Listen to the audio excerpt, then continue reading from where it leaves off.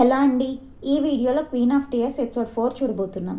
Last episode ఎండింగ్లో heroine phone on చేసి ఎక్కడ వాళ్ళ సిస్టర్ పెట్టిన మెసేజెస్ చూస్తుందేమో అని హీరో టెన్షన్ పడుతూ ఆమె దగ్గరికి వెళ్ళి ఆమె హ్యాండ్స్ పట్టుకొని ఆమె ఫోన్ కింద పడిపోయేలా చేస్తాడనమాట. అప్పుడు హీరోయిన్ అతని దగ్గరికి పుల్ చేసుకొని నేను చెప్పాను కదా థింగ్స్ ట్రై చేయాలనుకుంటున్నానని చెప్పి అతనికి కిస్ చేస్తుంది. ఆ తర్వాత వాళ్ళిద్దరు ఇంటి లోపలికి వెళ్తారు. హీరోయిన్ స్టెప్స్ ఎక్కి పైకి వెళ్తూ ఉంటే హీరో కాన్సన్ట్రేషన్ మొత్తం ఆమె ఫోన్ పైనే ఉంటుందన్నమాట. అలా అతను ఆమెను ఫాలో అవుతూ ఆమె రూమ్ దాకా వెళ్తాడు. హీరోయిన్ గుడ్ నైట్ చెప్పి రూమ్ లోపలికి వెళ్ళబోతుంటే హీరో ఆమె ఫోన్ ఉన్న హ్యాండ్ పట్టుకొని వెంటనే నిద్రపోతావా అని అడుగుతాడు. ఆమె నాకు తెలీదు అంటూ సిగ్గుపడుతుంది. ఆ తర్వాత ఆమె లోపలికి వెళ్ళిపోయాక హీరో ఇప్పుడు ప్లగ్ ఇన్ చేసిందంటే ఫోన్ వెంటనే ఛార్జింగ్ ఎక్కేసి ఆన్ అయిపోతుంది, ఆ మెసేజెస్ చూస్తుందని టెన్షన్ పడుతూ ఉంటాడు. హీరోయిన్ మాత్రం లోపలికి వెళ్ళి అలా హ్యాండ్ పట్టుకొని అడగకపోతే లోపలికి రావాలని ఉందని డైరెక్ట్గా చెప్పొచ్చు కదా అని సిగ్గుపడుతుంది. ఆ తర్వాత హీరో ఆమె డోర్ దగ్గర వెయిట్ చేసి ఆమె వాష్రూమ్కి వెళ్ళిందని అర్థం చేసుకొని లోపలికి వెళ్ళి ఫోన్ ఆన్ చేస్తాడనమాట. బట్ ఫోన్కి లాక్ ఉంటుంది. హీరోయిన్ బర్త్డే, ఆమె స్టోర్ లాంచ్ చేసిన డేట్ అండ్ అతని బర్త్డే, వాళ్ళ వెడ్డింగ్ డేట్, ఈ డేట్స్ అన్నీ ట్రై చేస్తాడు. బట్ ఫోన్ లాక్ ఓపెన్ అవ్వదు. ఆ తర్వాత అతను 1031 నెంబర్ ఇవ్వగానే ఫోన్ అన్లాక్ అవుతుంది. వెంటనే వాళ్ళ సిస్టర్ పంపించిన మెసేజెస్ డిలీట్ చేసేసి ఫోన్ అక్కడ పెట్టేసి వెళ్ళిపోబోతుంటే హీరోయిన్ వాష్రూమ్ నుండి బయటకు వచ్చి నువ్వేంటి ఇక్కడ అంటుంది. హీరో అక్కడున్న పాట్ సర్దుతున్నట్టు యాక్ట్ చేస్తూ ఏం లేదు, జస్ట్ నాకు నిద్ర పట్టలేదు అందుకని ఇటు వచ్చా అంటాడు. ఆమె నిద్ర పట్టలేదని నా రూమ్కి వచ్చావా, నా వల్ల నిద్ర పట్టలేదా అంటూ నవ్వుతుంది. హీరో అలాంటిదేం లేదు అని చెప్తే ఆమె సర్రా కూర్చో మాట్లాడుకుందాం, నిద్ర పట్టలేదు అంటున్నావు కదా అంటే హీరో అలాంటిదేం లేదు, నాకు నిద్ర పట్టలేదు, సో నువ్వు కూడా అలాగే ఫీల్ అవుతున్నావేమో అని చూద్దామని వచ్చాను అంతే, నువ్వు టైర్డ్గా ఉంటావు, చాలా వర్క్ చేసి వచ్చావు కదా, రేపు మార్నింగ్ కూడా నీకు వర్క్ ఉంటుంది, వెంటనే వెళ్ళి నిద్రపో అని చెప్పి హీరో వెంటనే అక్కడ నుండి వెళ్ళిపోతాడు. హీరో వెళ్ళిపోయాక హీరోయిన్ అతను ఆమె కోసం చాలా కేర్ తీసుకుంటున్నాడని హ్యాపీ అవుతుంది.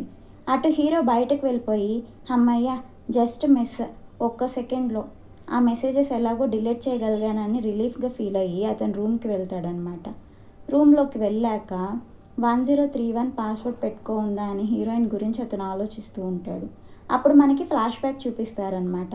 హీరోయిన్ మ్యారేజ్ తర్వాత హీరోయిన్ కన్సీవ్ అవుతుంది. డాక్టర్ చెక్ చేసి బేబీ అరౌండ్ October 31 అలా డెలివరీ అయ్యే ఛాన్స్ ఉంటుందని చెప్పుంటారనమాట. సో హీరోయిన్ పేరెంట్స్ అవ్వబోతున్నందుకు చాలా హ్యాపీగా ఫీల్ అవుతారు. హీరో ఇంటికి వచ్చాక వాళ్ళ రూమ్ అంతా స్టార్స్తో డెకరేట్ చేస్తాడు. ప్రజెంట్లో అది తలుచుకుంటూ లైట్ స్విచ్ ఆఫ్ చేస్తే ఆ స్టార్స్ అన్నీ పోయి ఒక్క రిమైనింగ్ స్టార్ ఉంటుందన్నమాట. అది చూస్తూ హీరో అది తలుచుకుంటూ ఫీల్ అవుతాడు. ఆ నెక్స్ట్ సీన్లో హీరోయిన్ని మీట్ అవ్వడానికి హీరో బ్రదర్ అండ్ సిస్టర్ సోయల్ వెళ్ళారని తెలుసుకొని హీరో మదర్ వాళ్ళిద్దరిని తిడుతూ ఉంటుంది. అప్పుడు హీరో సిస్టర్ హేయిన్ని మేము మీట్ అయ్యాం, ఆమెకు అసలు వాళ్ళు డైవర్స్ తీసుకోబోతున్న విషయం తెలీదు, టైం చూసుకొని మనల్ని విజిట్ చేస్తానని చెప్పింది. బెక్యూనో కూడా డైవర్స్ తీసుకోవాలన్న ప్లాన్ వద్దనుకుంటున్నాడని చెప్పాడు అని చెప్తుంది ఆమె. వాళ్ళ మాటలు విన్న తర్వాత హీరో మదర్ బయటకు వెళ్ళి హీరో గురించి ఆలోచిస్తూ ఉంటుంది. అప్పుడు ఫ్లాష్ బ్యాక్ చూపిస్తారనమాట. హీరోయిన్కి పెళ్ళయ్యాక ఫోటోషూట్లో హీరోయిన్ మదర్ పక్కకు వెళ్ళిపోతుంది.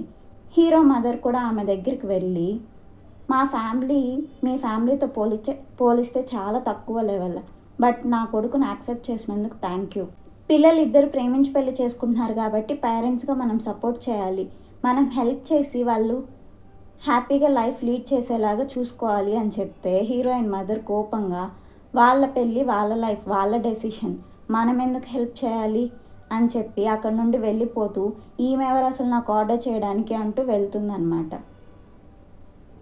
ఆ నెక్స్ట్ మార్నింగ్ హీరోయిన్ నిద్ర లేచాక పేపర్ చదువుతూ ఆరెంజ్ జ్యూస్ తాగుతూ ఉంటుంది. అప్పుడు హీరో అక్కడికి వచ్చి ఆమె ఆరెంజ్ జ్యూస్ తాగడం అబ్జర్వ్ చేస్తాడనమాట. లాస్ట్ నైట్ యున్సంగ్ ఆమెను డ్రాప్ చేస్తూ మార్నింగ్ లేచాక హ్యాంగ్ ఓవర్ డ్రింక్ లాగా ఆరెంజ్ జ్యూస్ తాగు అని చెప్పుంటాడనమాట. అది గుర్తొచ్చి హీరో జెలస్ ఫీల్ అవుతాడు. మార్నింగ్ అంత కోల్డ్ జ్యూస్ ఎందుకు, వేడిగా కాఫీ తీసుకొచ్చానా అని హీరో అడిగితే ఆమె వద్దు ఇది చాలని చెప్తుంది. ఆ తర్వాత హీరో దగ్గరగా వచ్చి అతని షర్ట్ పైన ఉన్న డస్ట్ రిమూవ్ చేస్తుందన్నమాట. హీరోయిన్ అతనికి అంత క్లోజ్గా రావడంతో హీరో హార్ట్ బీట్ ఎక్కువైపోతుంది. అతను వెంటనే అతని రూమ్కి వెళ్ళి, నా హార్ట్ ఎందుకు అంత రేస్ అయ్యింది, ఇది కన్ఫామ్గా నాకు ఆమె పైన ఉన్న భయంతోనే, ఇది ప్రేమ కాదు అనుకుంటూ సర్ది చెప్పుకుంటాడు. ఆ తర్వాత అతను రెడీ అయ్యి ఆమె కోసం వెయిట్ చేస్తుంటే హీరోయిన్ అక్కడికి వచ్చి, ఈరోజు నైట్ హర్మాన్తో ఉన్న మీటింగ్ కోసం మీ డ్రెస్ ప్రిఫర్ చేస్తున్నా, వరల్డ్లోనే ఈ వింటేజ్ మోడల్స్ 2 ఉన్నాయి, ఒకటి అతని వైఫ్ దగ్గర, ఇంకోటి నా దగ్గర ఉంది, ఎలా ఉన్నా నీ డ్రెస్లో అని ఆమె అడిగితే హీరో ఆమెను చూస్తూ స్టన్ అయిపోయి చాలా బాగున్నా అని చెప్తాడు. ఆ తర్వాత అతను బయటకు వెళ్ళి, ఎందుకు ఆమె అంత ప్రెటీగా ఉంది, అసలు ఏం జరిగింది, నేనెందుకు ఇలా ఆలోచిస్తున్నాను అనుకుంటూ ఉంటే హీరోయిన్ అక్కడికి వచ్చి, నీ సూట్ కూడా బాగుంది, ఇందులో బాగున్నా అని చెప్తుందనమాట. ఆమె పోడగానే హీరో చాలా హ్యాపీగా ఫీల్ అవుతాడు. ఆ తర్వాత అతను ఆఫీస్లో కూడా మంచి మూడ్లో ఉంటూ హమ్ చేస్తూ ఉంటాడనమాట. అప్పుడు అతని పక్కన స్టాఫ్ వచ్చి, ఏంటి సార్ ఇవాళ మంచి మూడ్లో ఉన్నట్టున్నారు, ఇందాక నుండి హమ్ చేస్తూ ఉన్నారు అంటే హీరో సర్ప్రైజ్ అయినట్టు యాక్ట్ చేస్తూ, నేనెప్పుడు హమ్ చేశాను అని అడుగుతాడు. ఆ తర్వాత హీరో పక్కకు వచ్చి, ఎందుకు అంత ఎక్సైట్ అవుతున్నావు, ఆమె ఇచ్చిన ఒక్క పొగడ్తు కోసం ఇంత ఫీల్ అయిపోతున్నావా అని అతనే తిట్టుకుంటాడు అనమాట. ఆ నెక్స్ట్ సీన్లో హీరోయిన్ ఎక్స్కలేటర్ మీద నడుస్తూ ఉంటే స్లిప్ అవుతుంది. ఆమె ఎక్కడ పడిపోతుందా అని దూరంగా నుండి చూసిన హీరో గట్టిగా అందరి ముందు జాగ్రత్త అని అరుస్తాడు. ఆమె హీరోని చూస్తుందేమో అని అతను టెన్షన్ పడుతూ అక్కడ నుండి హైడ్ అవ్వడానికి పక్కనే ఉన్న షూ షోరూంలోకి వెళ్ళిపోతాడు హీరో. అలా అతను అక్కడ పడిపోతాడనమాట. అప్పుడు అక్కడున్న స్టాఫ్ అక్కడికి వచ్చి, ఏం కావాలి సార్ అని అడగడంతో హీరో కవర్ చేస్తూ, ఆ డిస్ప్లేలో ఉన్న షూస్ ఇవ్వండి అని ఆ షూస్ కొంటాడు. ఆ కొనిన షూస్ తీసుకెళ్ళి హీరోయిన్కి ఇచ్చి, నీ దగ్గర నీ వార్డ్రోబ్ కంప్లీట్గా లగ్జరీ షూస్ ఉన్నాయని నాకు తెలుసు, అవన్నీ హై హీల్స్, అవి వేసుకొని నువ్వు ఎక్కడ పడిపోతావా అని నేను వరీ అవుతున్నా, ఛాన్స్ దొరికినప్పుడు ఇలాంటి కంఫర్టబుల్ షూస్ కూడా ట్రై చెయ్యి అని చెప్తాడు. హీరోయిన్ సరే అవి అక్కడ పెట్టి నువ్వు వెళ్ళు అంటుంది. ఆ తర్వాత ఆమె మీటింగ్కి ఆ షూస్ వేసుకొని వెళ్ళడం అతను అబ్జర్వ్ చేసి హ్యాపీగా ఫీల్ అవుతాడు. ఆ నెక్స్ట్ సీన్లో హీరోయిన్ అండ్ యూన్సంగ్ మీట్ అవుతారనమాట. వాళ్ళిద్దరు అలా మాట్లాడుకోవడం హీరో చూసి జెలస్ ఫీల్ అవుతాడు. ఈ జరిగిందంతా హీరో అతని ఫ్రెండ్కి చెప్తూ ఉంటాడనమాట. హీరో ఫ్రెండ్ అయితే వాళ్ళిద్దరిని చూసి నువ్వు ఇప్పుడు ఎందుకు జెలస్ ఫీల్ అవుతున్నావు అంటే హీరో కవర్ చేస్తూ, నేనెందుకు జెలస్ ఫీల్ అవుతాను, నాకు ఇప్పుడు హెయిన్ అంటే ఇష్టం కూడా లేదు, సో వాళ్ళిద్దరు కలిసి వర్క్ చేసినా కలిసి ఎక్కడికి వెళ్ళినా నేనెందుకు ఫీల్ అవుతాను అంటూ ఉంటాడు. ఆ తర్వాత హీరోయిన్ యూన్సంగ్తో పాటు మిస్టర్ హర్మాన్తో మీట్ అవ్వడానికి బయలుదేరుతుందనమాట. ఆమె వేసుకున్న షూస్ చూసి యూన్సంగ్, మిస్టర్ హర్మాన్తో మీటింగ్కి వెళ్తున్నాం, వాళ్ళ బ్రాండ్ షూస్ వేసుకుంటే బెటర్ కదా, దగ్గరలో ఎక్కడన్నా షోరూంలో అవైలబుల్గా ఉంటాయేమో చూడనా అని అతను అంటే హీరోయిన్, వాళ్ళ బ్రాండ్ క్లోత్స్ వేసుకున్నాను కదా చాలే, వాళ్ళ బ్రాండ్ షూస్ ఏమంత కంఫర్టబుల్గా ఉండవు, ప్లస్ ఈ షూస్ మా హస్బెండ్ తెచ్చిచ్చారు, హై హీల్స్ వేసుకుంటే నేను పడిపోతానని ఫీల్ అవుతున్నాడు అతను, నా కోసం వరీ అవుతున్నాడు, సో ఇవే వేసుకుంటాను అని చెప్తున్నామే. హర్మాన్తో మాట్లాడే ముందు యూన్సంగ్ హీరోయిన్తో, హర్మాన్ చెప్పిన దానికంతా విని లాస్ట్లో ఒక్క పాయింట్ యాడ్ చేయి, సారా లోపెజ్ అనే పేరు చెప్పు చాలు అని చెప్తాడు. ఆమె అదేంటి అని అడిగితే, సారా లోపెజ్ అతని గర్ల్ ఫ్రెండ్, ఈ విషయం అతని వైఫ్కి తెలీదు, సో నువ్వు ఈ విషయం తీసుకురాగానే అతను నీ ప్రపోజల్ గ్యారంటీగా ఒప్పుకుంటాడు అని చెప్తాడనమాట. సో నెక్స్ట్ సీన్లో వాళ్ళు ముగ్గురు మీట్ అవుతారు. మిస్టర్ హర్మాన్ హీరోయిన్తో, మేము 2 floors ఆఫర్ చేసే బిల్డింగ్ కోసం చూస్తున్నాం, మీరు సింగిల్ ఫ్లోర్ ఆఫర్ చేయాలంటున్నారేంటి అంటే హీరోయిన్, అవును సింగిల్ ఫ్లోర్ ఆఫర్ చేయాలనుకుంటున్నాం, ఎందుకంటే 2nd floorలో సారా లోపెజ్ స్టోర్ ఓపెన్ చేయాలని చూస్తున్నారు అని చెప్తుందనమాట. సారా లోపెజ్ పేరు వినగానే మిస్టర్ హర్మాన్ షాక్ అవుతాడు. సో అతను ఇంకేం ఆర్గ్యూ చేయడనమాట. అలా వాళ్ళ మీటింగ్ ఎండ్ అయిపోతుంది. మీటింగ్ అయ్యాక హీరోయిన్ బయటకు వచ్చి యూన్సంగ్తో, చాలా హెల్ప్ చేసావు, ఈ హెల్ప్ చేసినందుకు నేను ఖచ్చితంగా రీపే చేస్తాను అంటే అతను, సరే అవసరమైనప్పుడు ఆ ఛాన్స్ యూజ్ చేసుకుంటాను అంటాడు. హీరో ఇంటికి బయలుదేరుతూ అక్కడ అమ్ముతున్న పీనట్ కేక్స్ తీసుకుంటూ ఉంటే హీరో ఫ్రెండ్ అది చూసి, నీ వైఫ్ కోసమే కొంటున్నావు కదా, నాకు తెలుసు నువ్వు ఇంకా ఆమెను లవ్ చేస్తున్నావు అని అంటే హీరో, అలాంటిదేం లేదు అంటాడు. అప్పుడే హీరోయిన్ హీరోకి ఒక మెసేజ్ పంపిస్తుంది, త్వరగా ఇంటికి రా, నీకు నచ్చే ఒక గుడ్ న్యూస్ చెప్తాను అని. అది వాళ్ళిద్దరు చూస్తారనమాట. అది చూసి హీరో ఫ్రెండ్, నీకు నచ్చే గుడ్ న్యూస్ అంటే ఆమె వీలునామాలో నేనేం రాసి ఆమె ఆస్తులని నీకు ఇస్తుందేమో, కంగ్రాట్స్ బెక్యూనా అంటే హీరో నవ్వుతూ అలా అయ్యుండదులే అంటాడు. ఆ తర్వాత అతని ఇంటికి వెళ్ళి ఆ పీనట్ కేక్స్ ఆమెకి ఇస్తే ఆమె టేస్ట్ చూసి బాగున్నాయని చెప్తుంది. గుడ్ న్యూస్ అన్నావు కదా ఏంటది అని హీరో అడిగితే అక్కడున్న ఎన్వలోప్ చూపించి అది ఓపెన్ చేసి చూడు అంటుంది. ఆ ఎన్వలోప్ ఓపెన్ చేసి హీరో చూస్తూ ఉంటే హీరోయిన్ యూరోప్ రీసెర్చ్ సెంటర్ నుండి రిప్లై వచ్చింది. వాళ్ళు నా డిసీజ్ అనలైజ్ చేసి ట్రీట్మెంట్ ఇస్తామన్నారు.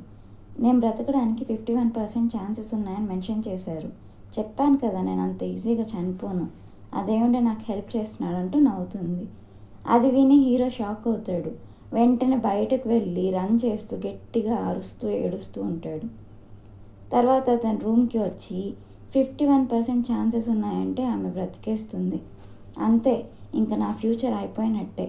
నేను ఇదే ఇంట్లో వీళ్ళ ముఖాలు చూస్తూ ఈ నరకంలో బ్రతకాల్సిందే అంటూ అతని ఫ్యూచర్ ఇమాజిన్ చేసుకుంటాడు.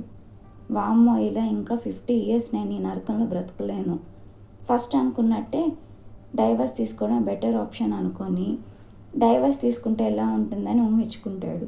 డైవర్స్ పేపర్స్ హీరోయిన్కి ఇవ్వగానే ఆమె గన్ తీసి అతన్ని షూట్ చేసినట్టు ఇమాజిన్ చేసుకొని భయపడతాడు హీరో. ఆ నెక్స్ట్ మార్నింగ్ హీరో కిందకి వచ్చేసరికి ఇంట్లో హీరోయిన్ అండ్ యున్సంగ్ మాట్లాడుకుంటూ ఉంటారు. హీరోయిన్ కాఫీ ప్రిపేర్ చేసి తీసుకురావడానికి వెళ్తుంది.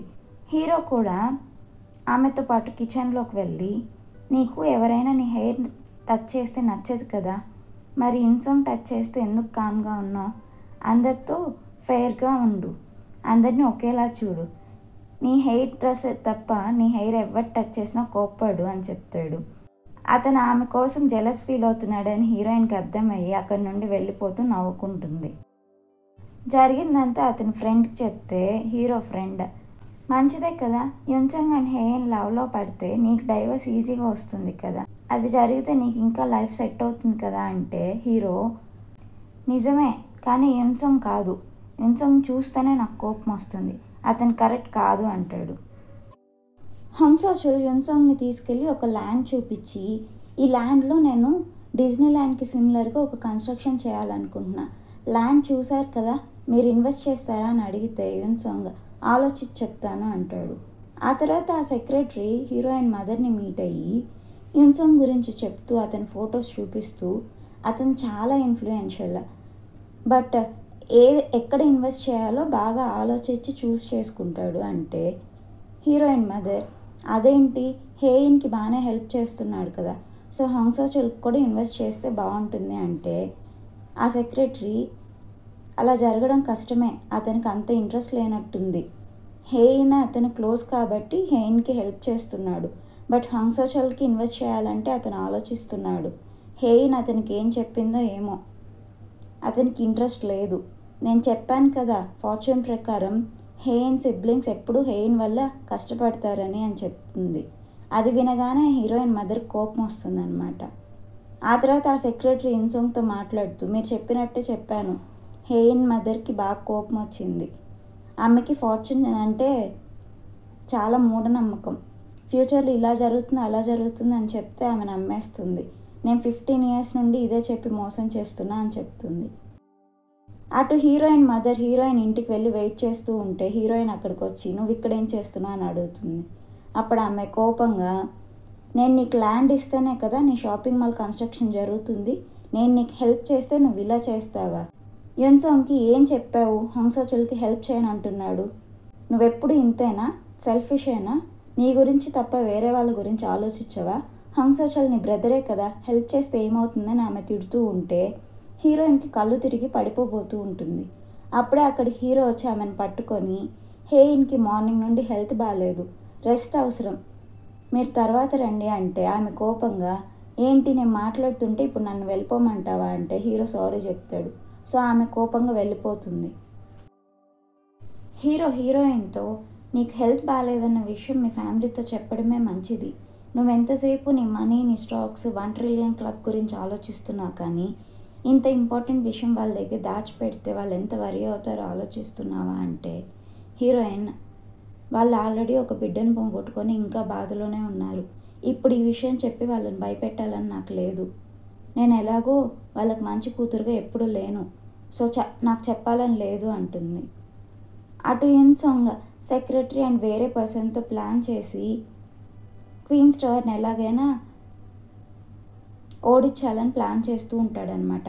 ఆ ప్లాన్ ప్రకారమే చైర్మన్ చుట్టూ ఉన్న డైరెక్టర్స్ అందరి చేత ప్లాన్ చేసి ఎక్కువ అమౌంట్తో స్టాక్స్ పర్చేస్ చేసేలా చేస్తూ ఉంటాడు అతను. ఆ తర్వాత చైర్మన్ పర్సనల్ ఫండ్స్ అన్నీ మేనేజ్ చేసే ఫైనాన్స్ మెంబర్ దగ్గర నుండి ఆ రికార్డ్స్ అన్నీ తీసుకొని ఇన్వెస్టిగేషన్ ఆఫీసర్స్కి ఇవ్వాలని చూస్తూ ఉంటారు వాళ్ళు. అలా ఇన్వెస్టిగేషన్ స్టార్ట్ అయితే చైర్మన్ని కూడా ఇన్వెస్టిగేట్ చేస్తారు, జైలుకి పంపించే ఛాన్సెస్ ఉన్నాయని వాళ్ళు డిస్కస్ చేసుకుంటూ ఉంటారు.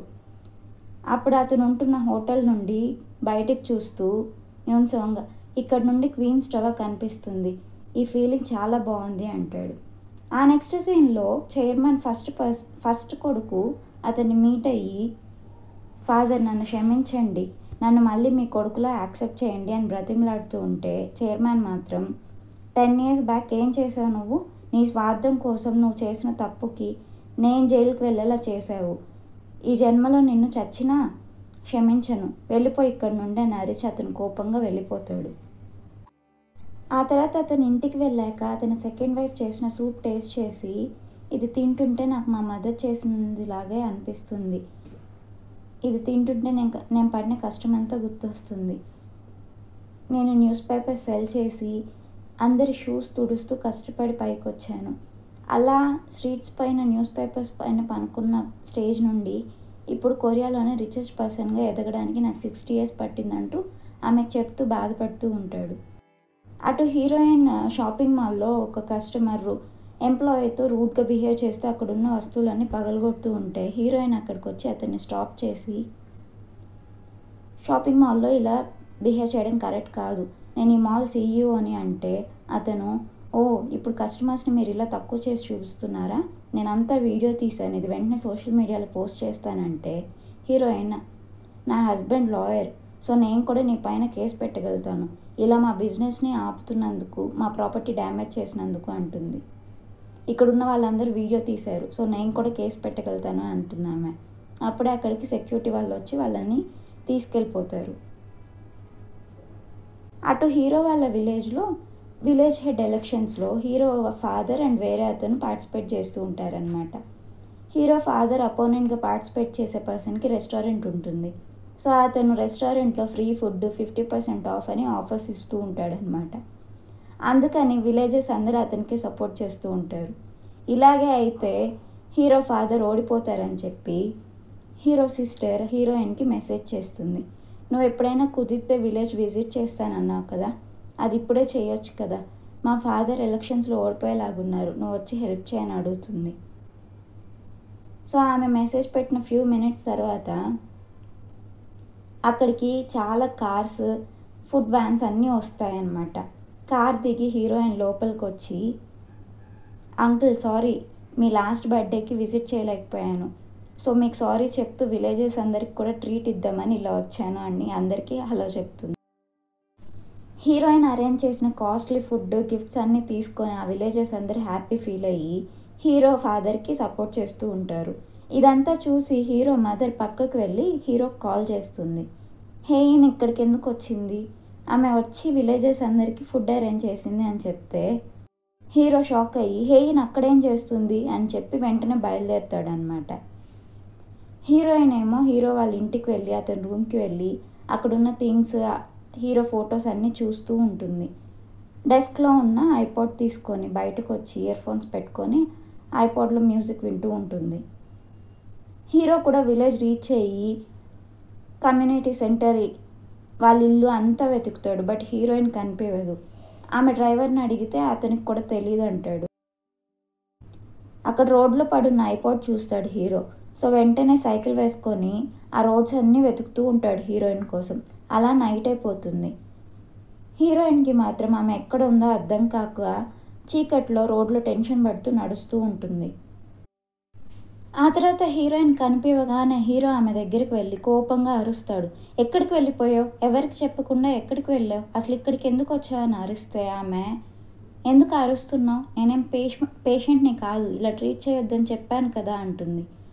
హీరో అవును చెప్పావు కదా సారీ అరిచినందుకని చెప్పి వెళ్ళిపోబోతుంటే ఆమె ఏడుస్తూ ఏం జరిగిందో నాకు గుర్తులేదు, నేను మీ ఇంటి బయటే ఉన్నాను, బట్ సడన్గా చూసేసరికి ఇలా ఇక్కడ ఉన్నాను, మధ్యలో ఏం జరిగిందో నాకు గుర్తులేదు, భయంగా ఉండింది అంటూ ఏడుస్తుంది.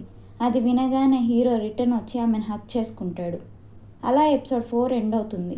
తర్వాత ఏం జరుగుతుందో నెక్స్ట్ పార్ట్లో చూద్దాం. Thank you for watching.